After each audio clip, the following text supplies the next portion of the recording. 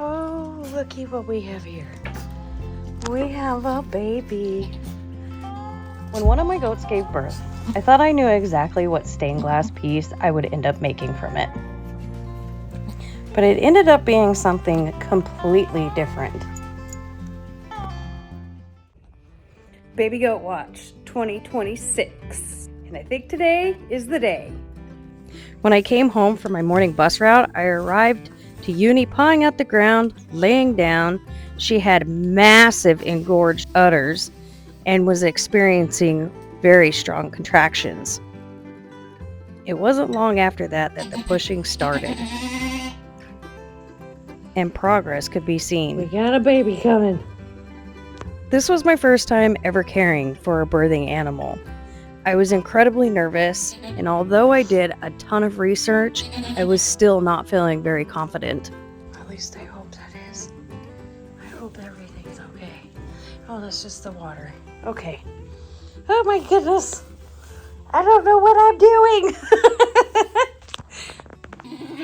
And with some powerful, and I mean powerful pushing. Oh, we got a baby. We had our first baby. Look at what you did. Oh, looky. She has taken good care of her. And I'm pretty sure she still has more babies in there. All right, we're finding the teat, but Mom has another one coming. Holy moly. Right there. And another baby. Okay, we got baby number 2 down. Mr. Sir over here, he's trying, and I think she's got one more. We found it. Ah, there we go. Oh, she's doing so good. She's a good mom. And we have another buckling. So 2 bucklings so far. I'm not sure. I don't know if we have another one or not. Maybe not. And she would only end up with 2. Here we go. This was number 2. And he has blue eyes. Look at those blue eyes. He's a little cold. We're trying to get him dried off and warmed up. Look at how cute he is. Oh my gosh. You are cute. Here. You are so cute. It's okay, Mom.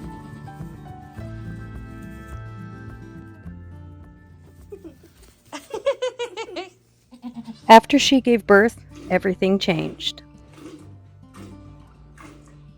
Now she feeds my family every day.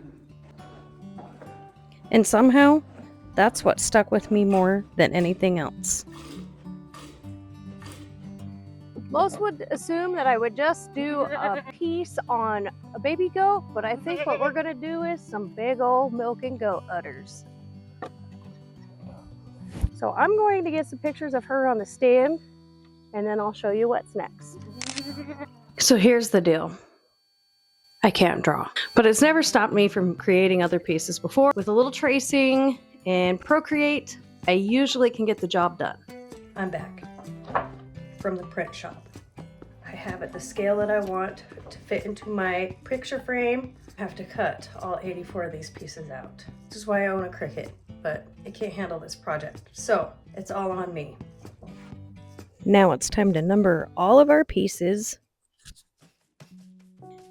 and perform the most tedious task of all, cutting them all out.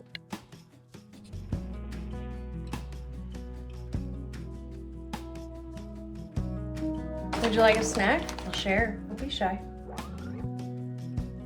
This is taking forever. But I have been gluing down as I'm cutting out. I just need to suck it up, buttercup, suck it up.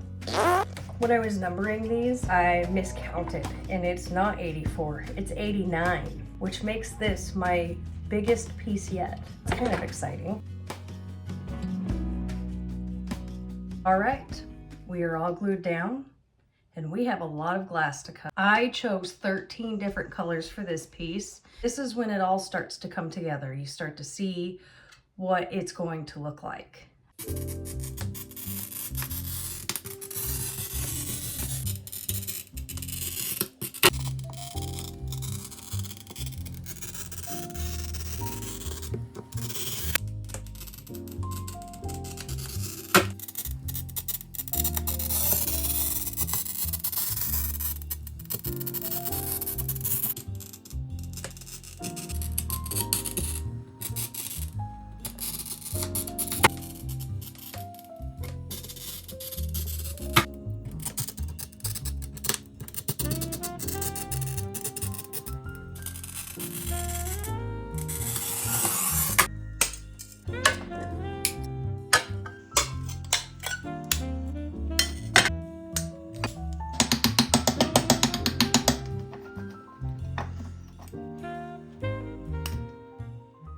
Some of these cuts are a little difficult, or what we call impossible cuts.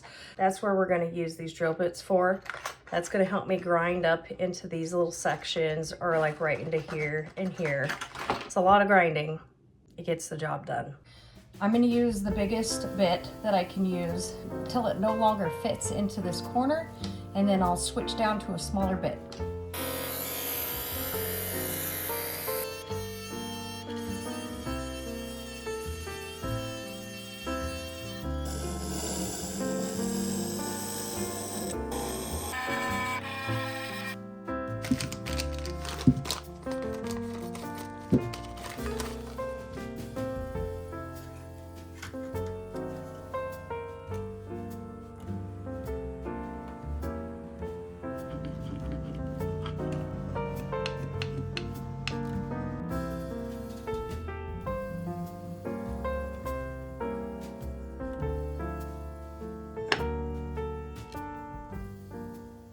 So I made a dumb, stupid rookie mistake.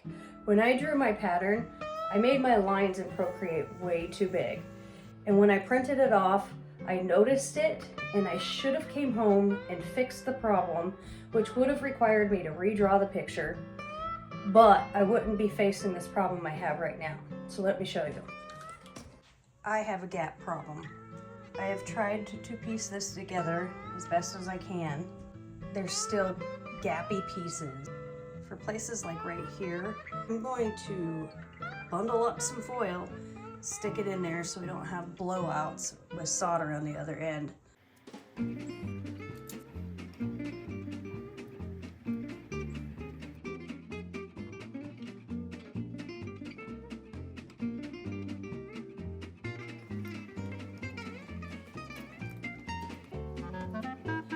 That was crazy tedious, and it put me out like a whole day, but I have all my gaps filled with copper foil, and it's finally time to start soldering.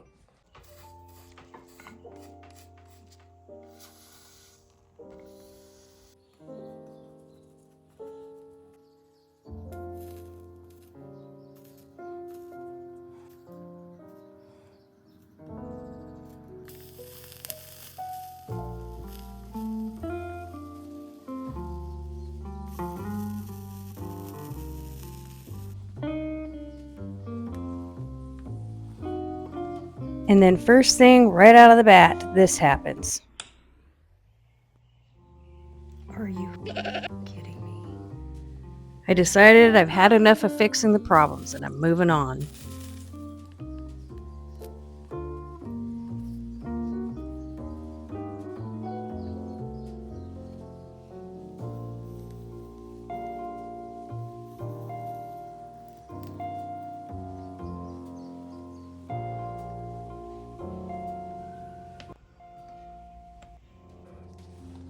You want to know how expensive solder is? Definitely not cookies.